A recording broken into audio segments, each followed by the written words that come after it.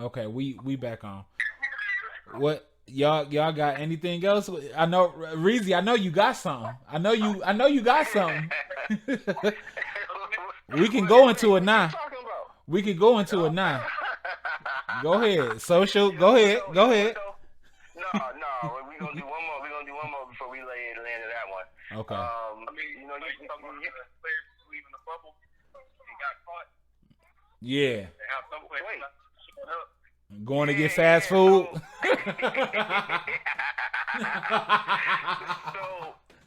who got caught? Who got caught? I think it was Rashawn Holmes, if I'm not mistaken.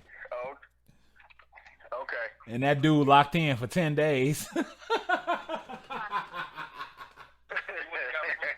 Over some McDonald's or Burger King, though. Oh, come on, bro. Come on. Not for McDonald's. If you gonna risk it all, you need to hit a local spot down like a grease. There's a spot down there, Bubbaloos Bodacious Barbecue. You come and get some of that, man. You gonna get caught. Yeah. It's No, man. He trying to have a show way. He got caught. it's crazy. Yeah. It's crazy, but Adrian Wojnarowski gets suspended. yeah. Hey, next segment. That's for the next segment. But man, But you know what though? This is part of the whole thing where about this whole bubble that I don't know.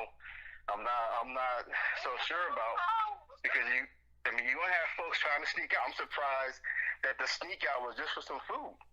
right. It might be Buzz might be sneaking out for some other things. I mean, it's just tough to contain so many people.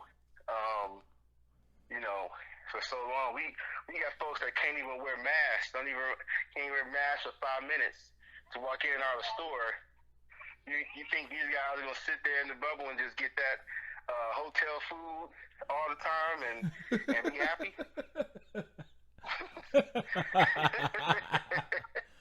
Nah, I don't. Nah, not for that long. What about That's the gonna on the back of the jersey? that's gonna require a lot of discipline. Hey, Yeah. wait, no, I'm gonna let Reezy orchestrate it because I'm gonna go straight into craziness. It's gonna be debate city. Yeah, it was King Center, Rashawn Holmes. Rashawn Holmes. Yes, sir. Wow. Listen, I'm just glad it wasn't our resident showstopper, Rudy Gobert. Man, I'm just glad it wasn't him. He got a job. He's supposed to collect hey, he stopped the NBA. Shout out to Rudy. Right. Shout out to Rudy. He stopped the whole NBA. Right, and I'll tell you what, I'm happy. I'm just happy it wasn't, Hennessy Smith.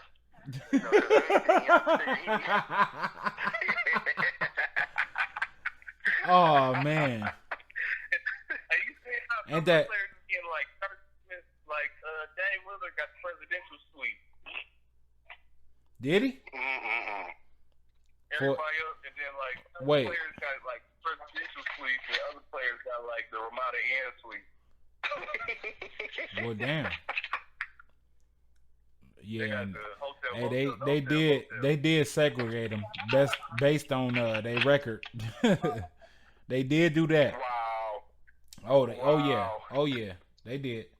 If you a lower team, you in a lower place. But if you like the Lakers or the Bucks, yeah, you living it up right now. You getting shrimp and all that brought to you, See, I don't.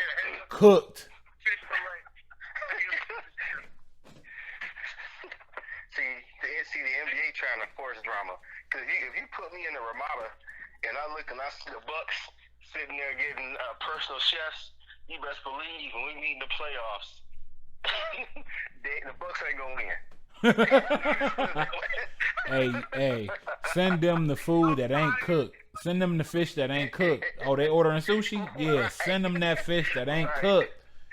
I want them to feel it in their stomach. I want them out here hungry. Okay, so based upon what's going on, just right now before it even kick off, who do y'all have in the finals? Or let's scale it back. Who y'all got Final Four? I know Philly gonna be in there, out of the East. Philly? I know the Bucks gonna be out of the East. Oh, wait, not Toronto? No. Toronto gets shocked. Toronto sleepy good, man. I would prefer. Right. I don't know. I just would prefer. Toronto got they got in a lineup effect because they gonna catch a lot of people off guard putting Ben at the four. I just want to say that. who? I just want to see how it looks with Philly putting Ben Simmons at the four. Oh yeah. And, See, but what does that change on the floor for them? Because Ben Simmons, unless he's shooting, it don't matter. He still, when he get the ball, he's the proverbial point guard. But point guard can bring the ball up. Ben Simmons can just flash toward the basket, and if they got to oop, they got to oop, and if they don't, they can facilitate the offense and not be so fixated on Ben Simmons being ball dominant. Who gonna push the ball then? You don't got a Philly point guard in mind, do you? I can't think of the name. No, but it's not Ben Simmons. You could say Josh, but I don't think that he good enough. Like I don't think. I mean, I know the coach run the plays and all of that, but Ben Simmons is a disruptor. He's like a LeBron level disruptor when he has the ball. He ain't nowhere near as talented as LeBron because he can't shoot. But getting to the hole, he can. So if you got Ben Simmons on the perimeter, you got Joel Embiid, you just gonna throw everybody on the strong side, whatever side Embiid is on. You know, whether that's the strong or weak, you gonna put them on his side, and you gonna make sure you got somebody in front of Ben Simmons to stop him from driving hard because he's not LeBron. LeBron, he gonna look at that like, oh, for real, dunk. You know what I'm saying? Like that's the end of that. But Ben Simmons, I don't really see that because he is not a threat to shoot. LeBron will size you up. He will post you up and do a mid fade. Now, you know what I'm saying? Like he's been doing it for a good 4 years. So it's something you actually have to pay attention to. Ben Simmons, you don't. Unless he come into the bubble with a whole nother set of skills that don't nobody know about and he's out to surprise. You know, and I just look at it like Ben Simmons was working on his shot last year. Where was it at? He didn't shoot. He shot what? One shot and they got hyped for it and he made it. Like just one, bro. One. Just one. Yeah. So what he gonna shoot now? 2? Like that's not enough. And the way I look at it is like these 8 games before the playoffs is just to make sure that they in basketball shape. Like a part of me don't really look at these 8 games. I know it's some teams that's gonna go hard. Portland, New Orleans, who else in threat? I mean, that's probably about it. Maybe Phoenix since they there, but everybody else they not gonna really look at it serious. Washington, no. The Brooklyn Nets, bro, they signed Jamal Crawford and Michael Beasley, bro. And Beasley gone already. He already got corona. So it's like I don't really see nothing out the rest of these teams. It's gonna be what it is. They might as well have just moved to the playoffs and had a preseason, or I don't even call it a preseason. Because the way I look at it, the season over. Like my pick is set and everything. I know they're gonna base the MVP, all the awards. They're gonna base it off of these 8 games too. But I'm not. Because I just don't feel like it's fair. And I think certain teams are going to go harder than others. What do you think the Kings going to do? They're not going to do nothing. So, you know what? Let me be easy on the Kings. They have talent. If Bagley is back, they could do something. But some of these teams, like Washington and Brooklyn, like, they not about to do nothing. They about to go, one of them going to make it to the playoffs. And, okay, you home? Oh, you at the crib? Oh, you good? All right, bye. And that's it. Like that's just gonna be it. So know. So the West is actually easy for me. It's LA. It's gonna be Lakers, Clippers. All day. Portland poses an interesting Super scenario interesting. in that. Yes. So depending on what happens there, but it's Lakers. The East. Here's where the East becomes an interesting scenario because my heart wants to say the Bucks, but then I heard somewhere that Chris Middleton been on a whole nother one lately, talking about he ain't touched a basketball in 2 months. So I don't know what type of mindset he walking into, and but Toronto, dude, how are we not gonna include Toronto on that list? Toronto all day. Right, especially the way they've been performing. I mean, it's just like, come on, they're defending champs too. It's not like they fell off. I can see if they were defending champs and they fell off. No, they are in it.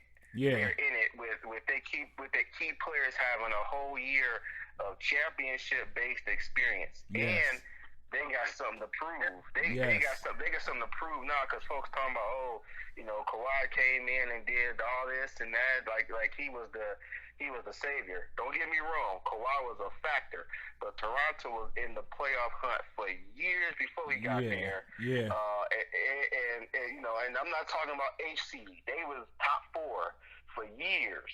Yep. So they're like, okay, they got a little redemption strategy on their mind as champions. So yeah, Bucks got Toronto, Philly. I don't know. I need to be convinced. Yeah, I'm on the same page. They could come in one day and be like, tough as nails, and then the next day they fold. Nah, there's more than one shot away. They start folding. I won't say they fold like Sharman, but they definitely fold like some cardboard. Yeah. When it comes down to it. So, so I need to be convinced. But those would be my 3. Okay. Bucks, Toronto, Philly. But each of them got something about them. It's like, yeah, they good, but Middleton been acting like he on summer break. All right, cool. Toronto, but they got to prove themselves. Philly, but it's so many different variables. Ben with his non-shooting self, Embiid with his half-on self, depending on what's going on. There's just so many variables with them. Agreed. Hold on. Wait, hold on, Neil. Before you go in, let me go to the next segment.